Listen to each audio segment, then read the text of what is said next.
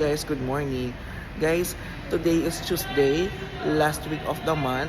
And guys, napakaraming unit na naka-display dito ngayon. Though naka-stock siya kasi nga siya for releasing.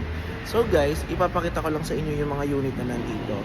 First, here is the Expander Cross na naka-all-in zero down payment. So ayan.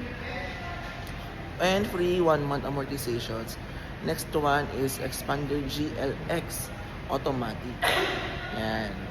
So guys, if you're interested dito, ito kasi yung base unit natin para sa expander. So napakamura lang ng monthly niyan.